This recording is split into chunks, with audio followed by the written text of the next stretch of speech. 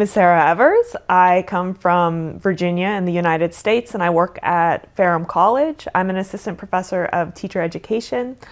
So my focus is really the classroom. I train future teachers. I conducted some research about the representation of women and gender in the digital inquiry group's Reading Like a Historian World History curriculum. So this is an online curriculum that is heavily used in the United States. And I really looked at if the desired goal of history education is that students are thinking like a historian, well, who is that historian? Is this some, generic person? They have their own theories that they bring with them. So I created this framework looking at how historians of women and gender interpret the past. And then I looked at these lesson plans and I said, okay, are those frames present? Those theory interpretive frames? And they really weren't. So there was, an underrepresentation of women, but we should also say queer people were completely absent. And I think that is a very important point that we're seeing, throughout our discussions in Making Histories, where it's hard to talk about something that's not there. So I wanted to take a moment to say queer people are absent. As a result of this research, I really came to this implication that the way in which historical thinking was being defined in this curriculum didn't account for these theoretical frames that are being used by historians. And it was really kind of this narrow focus on a very specific set of reading skills, divorced from the actual person and what they are bringing in terms of assigning significance and using theory to interpret the past.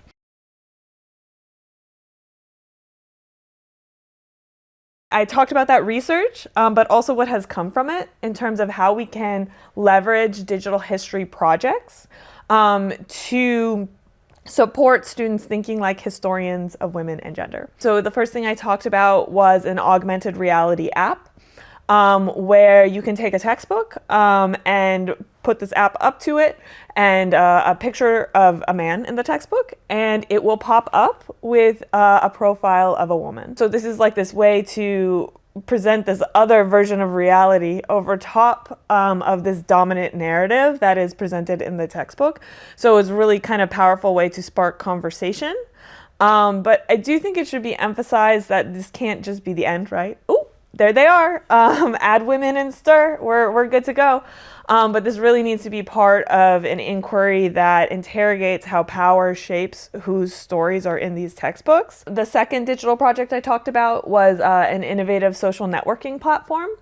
So the Library of Congress, which is a government institution in America, has a Teaching with Primary Sources Teachers Network, which is basically affectionately called Facebook for Nerds. So on this network, it connects people who are museum educators, who are classroom educators, who are digital content creators, game developers, librarians, historians, and you can talk to each other just like you would with any other social network. And the connection point is the sources and the online collections.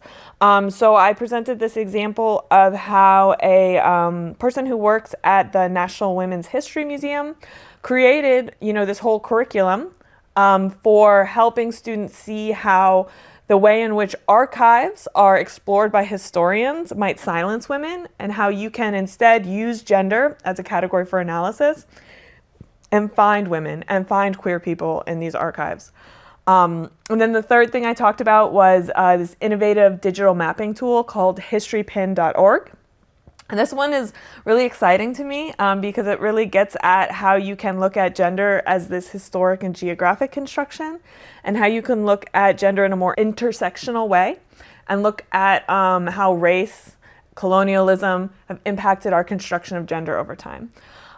So as example of this, I created this pin. So history pin, how it works is it takes Google Maps and then it's user generated. And that person can find a place with an address, put a pin, and then create their own little history exhibit. So they can create a tour, they can create like a specific site. This will have, your standard public history little label, and then they can build it out with a description and sources.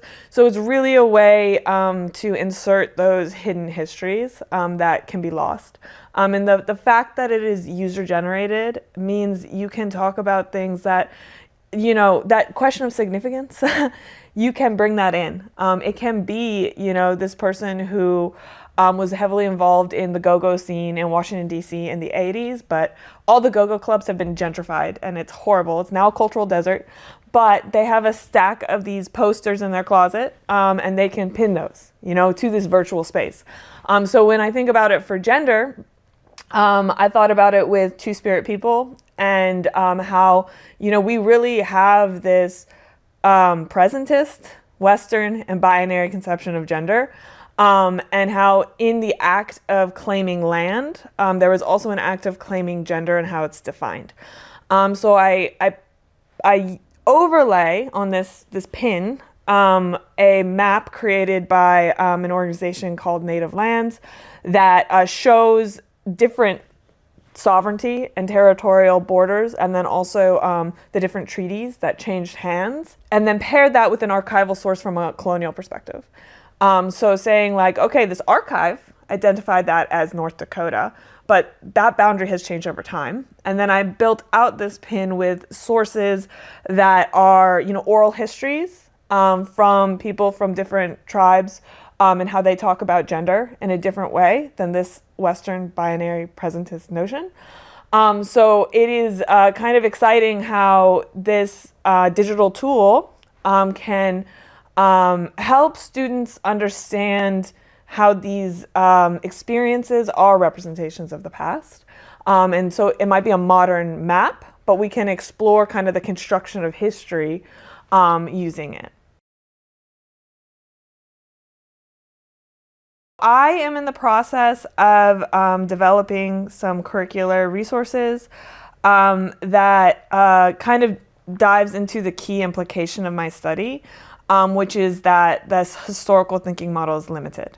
And that in order to help with the representation of women and gender, but also other marginalized people, Black stories in history, we do have to bring in the other types of historical thinking historians are doing. So there's this cognitive process called the historical read that historians bring in, which is their theory and purpose of history. And it is part of their source selection. It is part of the questions they ask.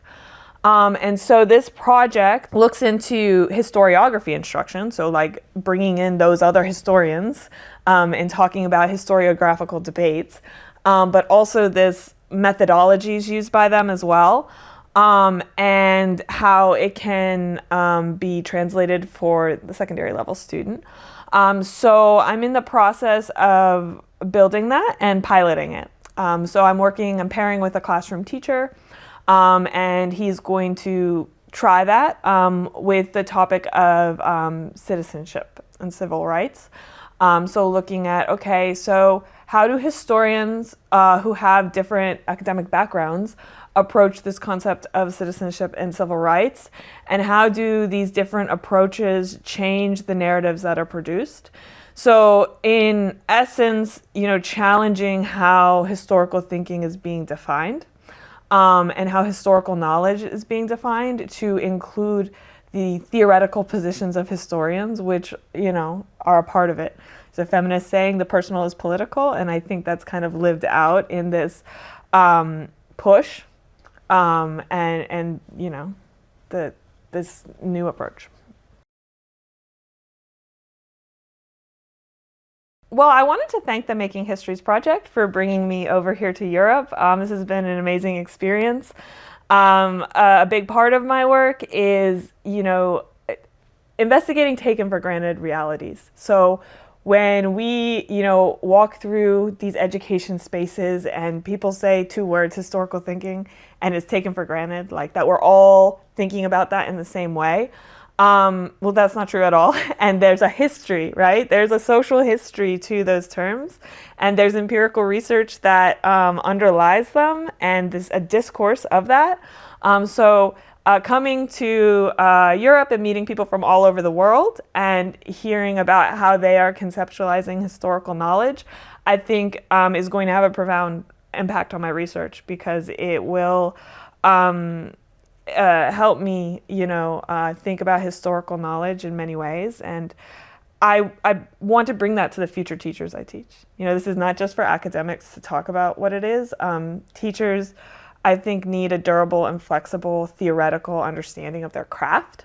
So I aim to, with the pre-service teachers I work with, give them more exposure to different ideas about historical thinking, so that they can approach, what they do with imagination and creativity.